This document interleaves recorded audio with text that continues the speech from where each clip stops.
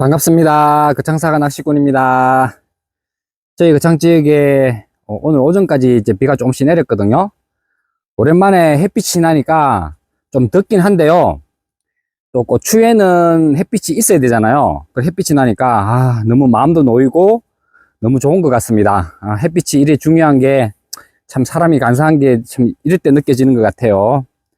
자, 저희 고추는 지금 뭐 큰 문제 없이 뭐 병도 없이 잘 자라는 것 같습니다. 잎 상태를 보면은 이렇게 이제 잎이 빳빳하고 좀 색깔도 좀 진한 녹색, 찐 녹색을 띠고 있고요.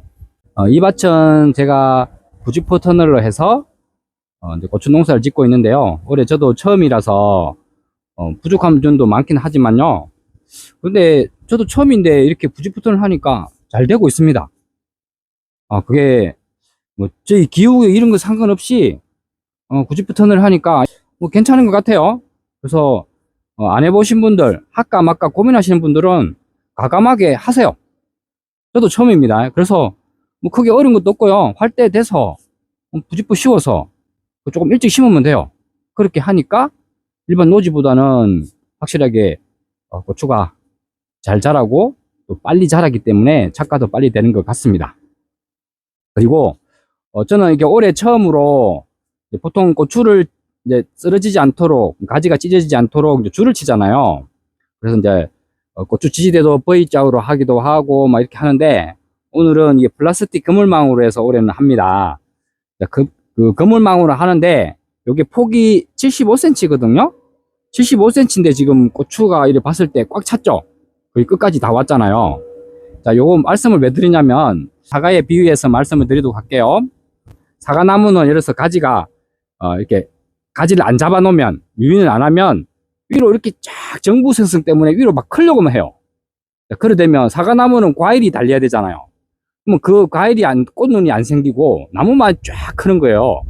그래서 사과나무 같은 경우는 가지 유인을 이렇게 수평 유인을 해주게 되면요, 거기서 꽃눈이 만들어지고, 원래 이렇게 수평 유인을 해 놓으면 내년에 거기서 꽃이 피기도 합니다. 꽃이 펴서 수정이 되면 사과가 달리거든요. 이 고추도 똑같은 것 같아요. 저도 뭐 바빠가지고 줄을 못 치는 경우가 있잖아요. 가지줄을. 그러면 고추가 가지가 옆으로 이렇게 쭉 쓰러지는 경우가 생기잖아요. 그게 계속 두게 되면 거기에 분지수가 더 많아지고 꽃도 더 많이 피는 것 같더라고요. 그런데 이제 또 이런 말씀 들으신 분들은 꼭 그런 건 아니다, 그렇게 얘기하실지 모르겠지만, 뭐 품종마다 다를 수도 있고 또 뭐 키우는 방법, 기후, 그런 거에 따라 좀 차이는 있을 수 있겠지만요.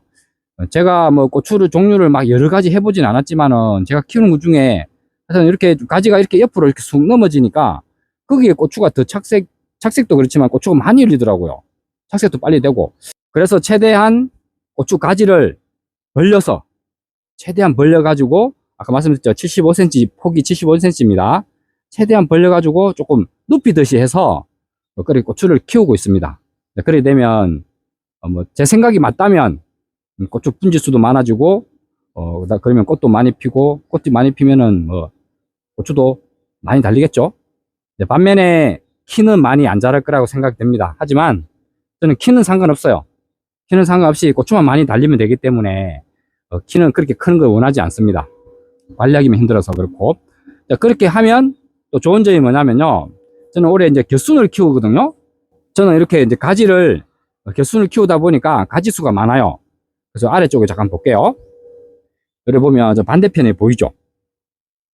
그게 뭐냐면, 이게 겨순을 키워도 반대편이 보인다는 거는 그만큼 가지를 최대한 벌려 놓으니까 일단 바람이 잘 통해요. 통풍이 잘 되는 거죠. 그래 되면 요번같이 비가 좀 자주 내리고 그래 됐을 경우에 잠깐 햇빛이 뭐 1시간이나 2시간 됐을 때 안에가 잘 말라요. 잘 마르면 어떻습니까? 습하지 않다는 거죠. 습하지 않으면 여름에는 탄저병 많이 오잖아요. 그죠? 그런 것을 예방해 줄 수가 있다는 거죠. 그리고 약을 방제를 하게 되면 약이 골고루 들어간다는 거예요. 그래서 약이 골고루 들어가면 당연히 약방제의 효과를 높일 수가 있는 거예요. 그러면 이제 병도 덜 올 수 있죠. 그래서 저는 최대한 이 가지를 옆으로 눕히든지 벌려가지고 농사를 짓고 있습니다. 그게 이제 제 생각에는 맞다고 봐요. 저는 고추를 심을 때 고추하고 고추 간격을 42cm에서 45cm로 일부러 넓게 했습니다. 왜냐면 겨순을 키우기 위해서 계획을 다 한 겁니다. 겨순을 키우기 하기 때문에 틀림없이 고추가 복잡할 거라고 생각이 들어요. 막 가지수도 많고 막 울창할 것 같아가지고 그래 최대한 넓게 해서 했습니다. 그리고 이제 고추를 한번 볼까요? 제가 잎 작업을 해주었는데요.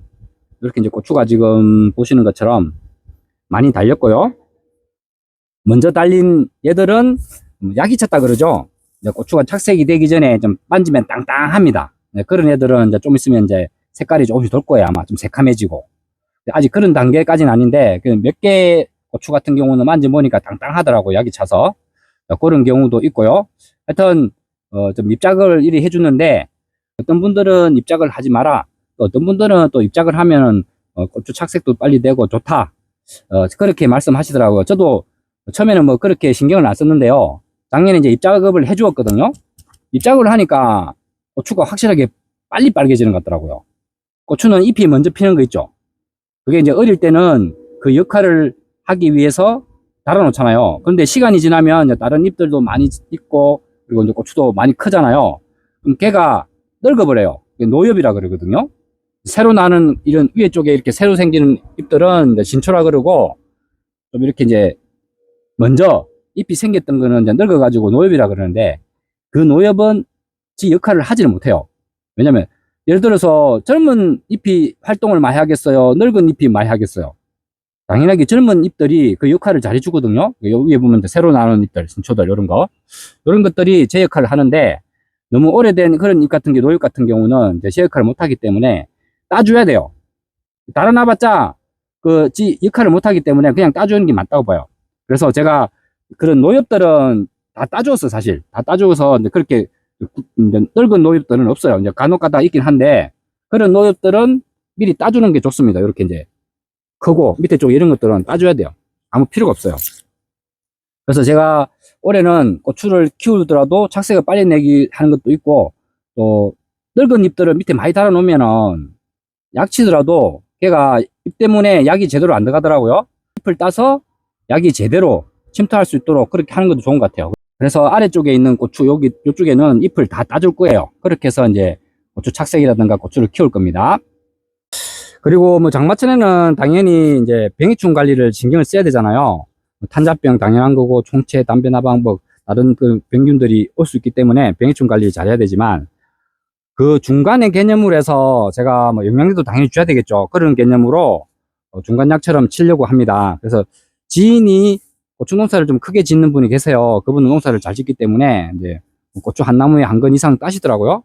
그래서 제가 한번 물어봤어요. 뭐 어떤 약 종류를 치냐. 그랬더니 추천하시는 게 있더라고요.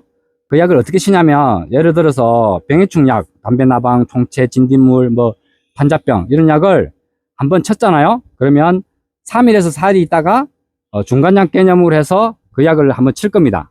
그 영양제를 치고, 그리고 또 2, 3일 있다가 또 이제 날씨라든지 상황 봐가지고 또 이제 탄자병, 총체 이런 병해충 약을 또 치고, 이렇게 번갈아 가면서 약을 치려고 하는데요. 그래서 이제 그 중간약처럼 된 걸 한번 제가 추천받은 게 있어서 한번 소개시켜 드리도록 하겠습니다. 모두싹이라고 여러분들 들어보셨죠? 제가 저번 영상 시간에 이제 요거 마미풀에 대해서 말씀을 드렸는데요. 요 제품을 올해 이제 한번 사용해 가면서 영양제라든가 뭐 다른 이제 균이라든가 이런 것도 잡아보려고 합니다. 이제 중간에 여기는 모두싹균, 그리고 전에 말씀드린 마미풀, 그리고 이제 칼마.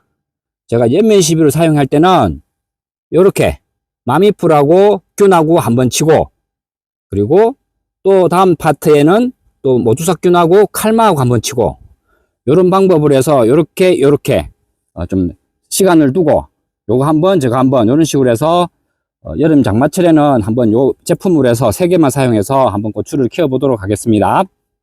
오늘도 좀 말을 하다 보니까 좀 내용이 길어졌는데요.